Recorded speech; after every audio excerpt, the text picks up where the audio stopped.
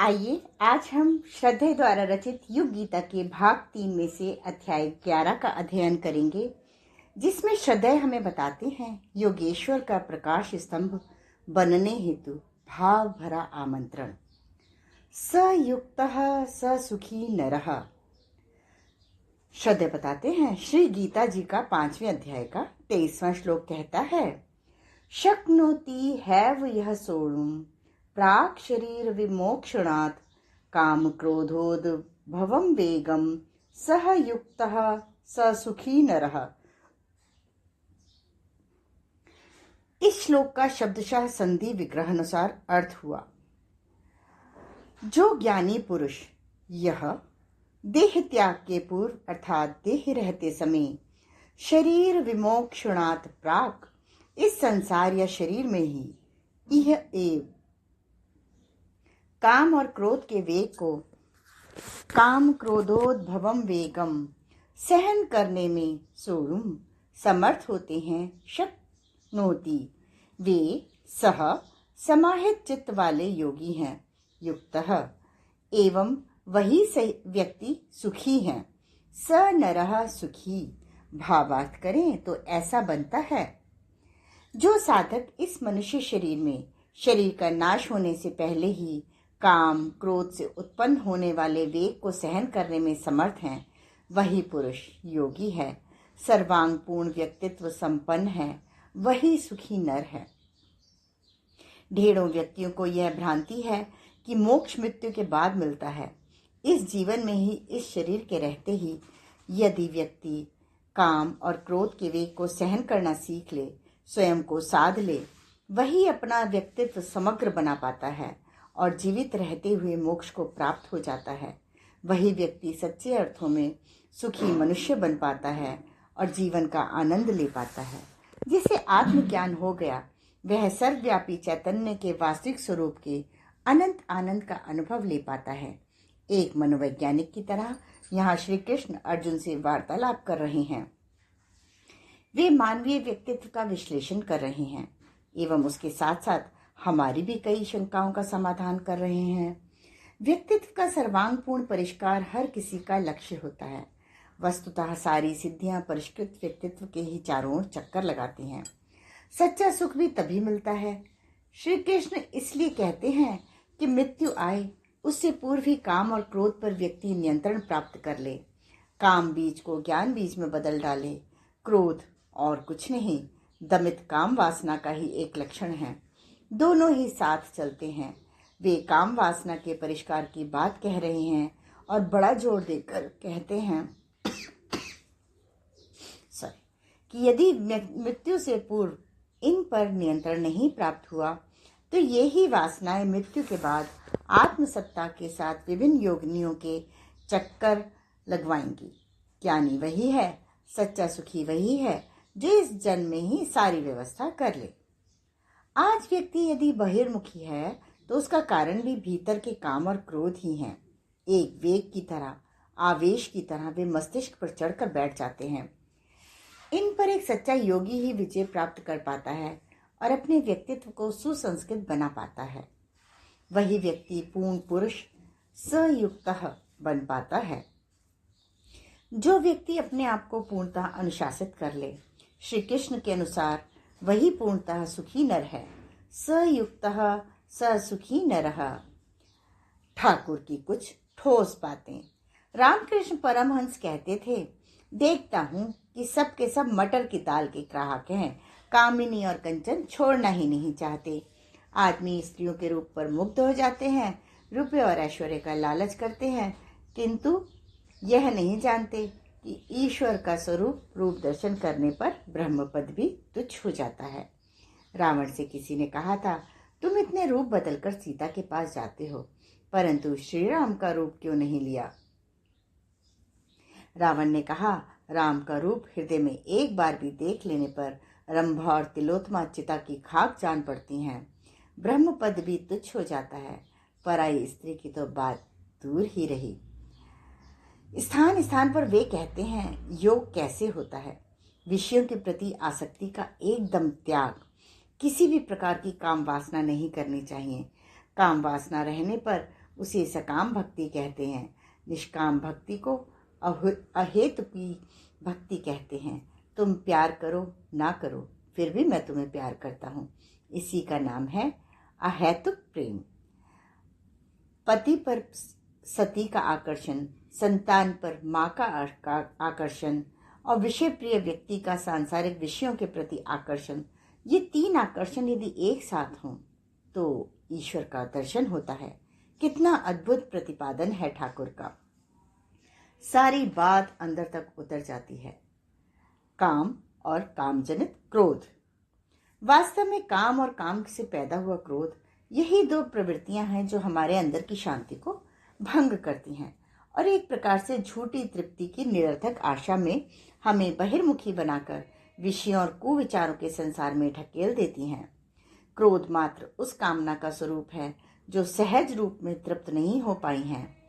इन दो विकृतियों से उपजा इच्छाओं का उद्वेग हमारे व्यक्तित्व को क्षत विक्षत कर उसका स्वरूप बिगाड़ देता है।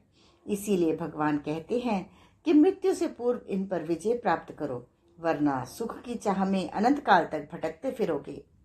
आज चारों ओर जो वातावरण है, जिस प्रकार का उपभोक्तावादी समाज विकसित हो गया है, केबल टेलीविजन के माध्यम से घर घर में सांस्कृतिक प्रदूषण फैलाया जा रहा है। अब परिपक्व मन को, बहिर्मुखी मन को वह तुरंत प्रभावित करता है। कामेच्छा पूरी न होने पर क्रोध भड़क उठता है। बलात्कार उसी वृत्ति से जन्मते हैं। सारे समाज का उत्कर्ष करना है तो हमें इन वृत्तियों के परिष्कार का तंत्र खड़ा करना होगा। जन चेतना जगानी होगी। आत्मनिरीक्षण एवं विचार संयम की एक हवा बनानी होगी। लोक शिक्षण करना होगा ताकि हम बर्बर समाज की ओर न जाकर सही, विकसित, आध्यात्मिक दृष्टि से उत्कर्ष को प्राप्त समाज बना सकें। काम बीज से ज्ञान बीज की ओर। परम पूज्य गुरुदेव आध्यात्मिक काम विज्ञान नामक पुस्तक में लिखते हैं, काम वासना मनुष्य जीवन की एक अति प्रबल प्रवृत्ति है। उसकी हलचल मनुष्य को उद्वेलित करती ही रहती है। फलतः व्यक्ति उस संबंध में कुछ न कुछ कहने, सुनने, पूछने, बताने, पढ़ने और जानने के लिए भी खोजबीन करता रहता है।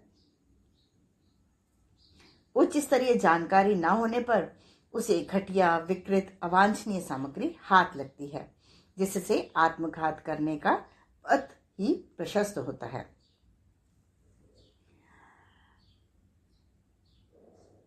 आगे वे कहते हैं कि काम का अर्थ विनोद, उल्लास और आनंद है। स्नेह, सद्भाव, विनोद, उल्लास की उच्च स्तरीय अभिव्यक्तियां जिस परिधि में आती हैं उसे आध्यात्मिक काम कहते हैं। ये छोटे बालकों से लेकर वृद्धों तक, नर और नारी तक एक ही समान प्रयुक्त होता है। परम पूज्य गुरुदेव यह अभिमत देते हैं कि काम प्रवृत्तियों का नियंत्रण परिष्कृत अंतः चेतना से ही संभव है। काम पर नियंत्रण होगा तो क्रोध स्वतः ही जाता चला जाएगा। वे बताते हैं उत्तेजनात्मक चिंतन से जो मस्तिष्कीय विद्युत प्रवाह उमड़ते हैं, वे ही यौन लिप्सा में मनुष्य को बलात् प्रवृत्त करते हैं। यह विद्युत धारा घटाई भी जा सकती है और बढ़ाकर सुनियोजित भी की जा सकती है। इसके लिए अंतः जगत का, अंतः चेतना का बलिष्ठ होना अत्यंत आवश्यक है, जो योगाभ्यास जैसे उपायों से ही संभव है। काम कला को ब्रह्म विद्या के रूप में परिवर्तित कर, रूपांतरण कर उसके वेग पर नियंत्रण संभव है। परम पूज्य गुरुदेव के चिंतन में के अनुसार अभ्यास और वैराग्य से अनियंत्रित काम प्रवृत्ति का निरोध संभव है। इसे हठपूर्वक नष्ट न कर देने की बात न सोची जाए, वरन ऐसे प्रयोजन में लगा दिया जाए जिसमें उच्च स्तरीय उद्देश्यों की पूर्ति हो। जहां तक क्रोध का प्रश्न है वह समाज में आज अचेतन में संव्याप्त तनाव के कारण भी फैला है। अपनी वृत्तियों का प्रबंधन कर पाना, अपनी क्षमताओं का पूरा नियोजन न हो पाना, भौतिकता प्रधान इस युग में अस्त व्यस्तताओं का बढ़ते चले जाना ही क्रोध का कारण है। मनुष्य की सहिष्णुता घटी है, आक्रामकता बढ़ी है। इस पर उसे नियंत्रण प्राप्त करना ही होगा। विशेषकर युवा शक्ति, नवविवाहित युवा दंपतियों के जीवन में यह क्रोध तो विष बनकर आता है और उनकी सारी क्षमताओं को नष्ट कर देता है। उद्धत अहम भी कभी कभी क्रोध का रूप लेकर आ जाता है। यदि यही क्रोध अनीति, अभाव के प्रति हो एवं किसी सकारात्मक कार्य में, रचनात्मक आंदोलन में नियोजित करे तो समझ में भी आता है। पर जब यही वृत्ति अपने प्रति, अपनों के प्रति मिलती है तो व्यक्तित्व के विघटन का, दोहरे व्यक्तित्व के जन्म का और फिर कई प्रकार के मनोविकारों का कारण बनती है। हमें समाज में आज इसी के प्रति अधिक जागरूकता पैदा करनी है ताकि आदर्श समाज जन्म ले सके। आगे श्रद्धेय बताते हैं ब्रह्म निर्वाण की प्राप्ति।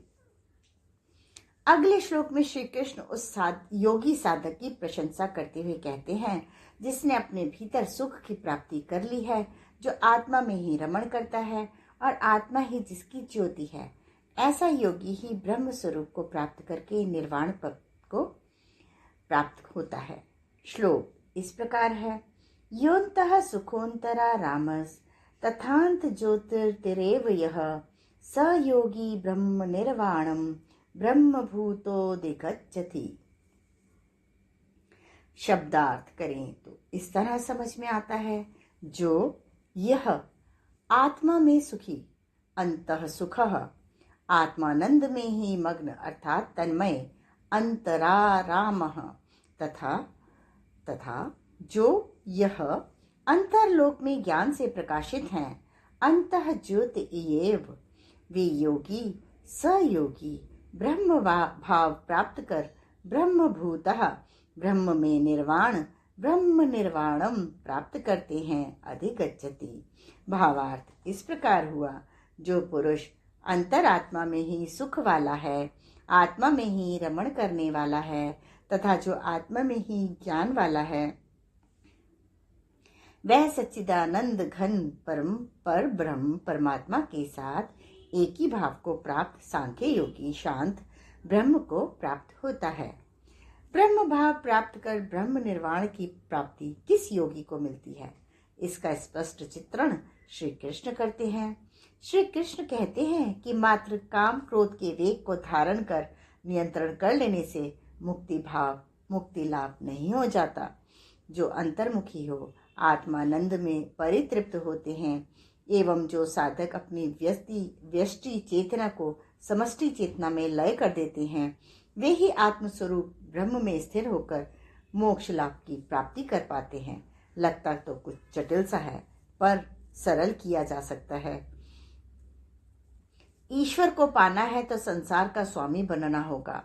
जब तक हर सुख के लिए अपने आसपास के संसार पर आश्रित हैं, इस संसार के दास हैं, किसी पदार्थ या व्यक्ति पर हमें निर्भर नहीं होना चाहिए, क्योंकि इससे हमारी निज की स्वतंत्रता छिन जाती है। आत्मज्ञानी साधक स्तर के योगी दिव्य कर्मी अपनी आत्मा में ही आनंद की प्राप्ति करते हैं। अंतः सुखः आत्मा में ही रमण करते हैं, अंतरा रामः तथा आत्मा में ही उनकी ज्योति होती है। अंतर ज्योति ही वे अपने भीतर अनंत आनंद का अनुभव कर जीवन में पूर्ण स्वतंत्रता की अनुभूति करते हैं। स योगी ब्रह्म निर्वाणम ब्रह्म भूतः अधिगच्छति। ऐसे व्यक्ति सदैव अपने ऊपर आत्मनिर्भर होते हैं एवं निर्वाण पद के सच्चे अधिकारी भी होते हैं। जो अंदर से योगी हैं, अंतराराम हैं, अंतः ज्योति में ध्यानस्थ हैं, वही योगी ब्रह्मभूत होकर ब्रह्म निर्वाण को प्राप्त करते हैं। निर्वाण से यहाँ अर्थ है परम आत्म स्वरूप में मानव के अहम का लोप होना। वह अब मात्र एक छोटा सा व्यक्तित्व भर नहीं रह गया, वह ब्रह्म हो गया है। उसकी चेतना शाश्वत में लीन हो गई है। निर्वाण के बारे में जैसा कि पहले भी कहा गया है, बड़ी भ्रांतियां हैं। कई लोग नहीं जानते कि निर्वाण किस अवस्था का नाम है। इसी को समझाने के लिए भगवान 25वें श्लोक में ब्रह्म निर्वाण की व्याख्या करते हैं कि यह किन्हें मिलता है। लभन्ते ब्रह्म निर्वाण मृषय क्षीण कल्मषः छिन्न द्वैधा यतात्मानं मानः सर्वभूत हिते रतः। निष्पाप, क्षीण कल्मषः, संशयों से युक्त, संशयों से मुक्त, छिन्न द्वैधा, आत्मा में लीन चित्त वाले, यतात्मानः, सभी प्राणियों के कल्याण साधना में परत, सर्वभूत हिते रतः, ऋषिगण, ऋषयः ब्रह्म निर्वाण पद, ब्रह्म निर्वाणम प्राप्त करते हैं। लभन्ते, अब भावार्थ हुआ, जिनके पाप सभी वासनाएं नष्ट हो गए हैं, संशय ज्ञान के द्वारा निवृत्त हो गए हैं, इंद्रियां जिनके वश में हैं, ऐसे ऋषिगण सबके कल्याण के लिए कर्म करते हुए इसी जीवन में मोक्ष को, शांत ब्रह्म को प्राप्त होते हैं। मोक्ष किसे मिलता है? यहाँ सारे लक्षण निष्काम कर्मयोगी के बताए गए हैं। पहला, वे आत्मज्ञान संपन्न ऋषि होते हैं। दूसरा, पाप मुक्त जीवन जीते हैं। तीसरा, संशयों से परे चलते हैं। चौथा, आत्मानंद में मग्न होते हैं। पांचवा, सभी प्राणियों के कल्याण में सतत निरत रहते हैं। ऐसे ही व्यक्ति ब्रह्म निर्वाण को, मोक्ष पद को, परम सत्ता को प्राप्त होते हैं। जीवित रहते हुए भी मोक्ष पा लेते हैं। यहाँ योगेश्वर श्री कृष्ण ने ज्ञान से पापों व संशयों के विनष्ट होने तथा अपने मन पर अपना नियंत्रण स्थापित करके आत्मानंद में मग्न होकर सबके कल्याण हेतु जीवन जीने को ऋषि कहा है। ऐसे ऋषिगण ही जीवित रहते ब्रह्म निर्वाण को, मोक्ष को प्राप्त होते हैं। यह बात पुनः दोहराई है। सच्चा आत्मज्ञानी भगवान के अनुसार वह है जिसकी वासनाओं का क्षय हो गया है, क्षीण कल्मषः, चूंकि उसने अपने भीतर विद्यमान भावातीत पर ब्रह्म की सत्ता का अनुभव कर लिया है एवं संशय मुक्त है, छिन्न द्वैधाः, उन्हें विषय भोगों के पीछे भागने की आवश्यकता नहीं अनुभव होती।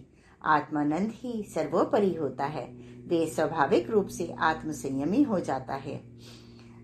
यतात्मानः, ऐसे परम ज्ञानी ही सबके कल्याण में सदैव निरत रहकर निर्वाण पद को प्राप्त होते हैं। लोक शिक्षक ऋषि। परम पूज्य गुरुदेव के जीवन में हम कुछ ऐसा ही दर्शन करते हैं। उनकी आत्मकथा, हमारी वसीयत और विरासत और उन पर लिखी हुई पुस्तकें, चेतना की शिखर यात्रा, प्रज्ञावतार, हमारे गुरुदेव आदि का अध्ययन कर लगता है कि सारा जीवन उनका इसी तरह लोक शिक्षण करते हुए व्यतीत हुआ। मातृवत परदारेषु परद्रव्येषु लोष्ठवत एवं आत्मवत सर्वभूतेषु की उनकी साधना इसी तरह का जीवन जीते हुए संपन्न हुई। सही अर्थों में ब्राह्मणत्व को जीवन में उतारते हुए सबके कल्याण के लिए सभी कर्म किए। सभी प्रकार के बंधनों से मुक्त, ज्यों की त्यों धरी दीनी चदरिया की तरह जीवन जीने वाले ऐसे महापुरुष ऋषि की पदवी पर शोभित होते हैं। अखिल विश्व गायत्री परिवार जो उन्होंने विनिर्मित किया, एक नमूना है जो एक ऋषि के परम पुरुषार्थ का प्रतीक है। हम उनके जीवन से गीता के इस 5वें अध्याय के बहुत से पक्षों को सीख सकते हैं। ऊपर की इस कड़ी में वर्णित तीनों श्लोक जिस एक निष्कर्ष पर हमें लाते हैं वह है आत्मज्ञान से आत्म जागृति। इससे व्यक्ति विश्व वंद्य ऋषि ही नहीं बन जाता, वह स्वयं में परमानंद की, ब्रह्म से तादात्म्य की सतत अनुभूति करता रहता है। वह स्वयं में आत्मनिर्भर होता है तथा विशिष्ट गुणों से युक्त होता है, सदैव प्रसन्न रहता है, आंतरिक समत्व का एक विलक्षण उदाहरण होता है। हम सबके लिए युगनायक बनने, जितेंद्रिय बनने, दिव्यकर्मी, सेवाभावी, समाज शिल्पी बनने का संदेश लेकर आते हैं। आज ऐसे ही व्यक्तियों की समाज में सर्वाधिक आवश्यकता है। ये ही प्रकाश स्तंभ बन सभी का यथोचित मार्गदर्शन कर सकते हैं। इन्हीं का तो आज चारों ओर अकाल है। क्या हम बन सकते हैं? गीता हमसे प्रश्न पूछती है। आज के स्वाध्याय का क्रम यहीं समाप्त होता है। अगले क्रम में परम शांति रूपी मुक्ति का एकमात्र मार्ग, इसके बारे में हम अध्ययन करेंगे। धन्यवाद।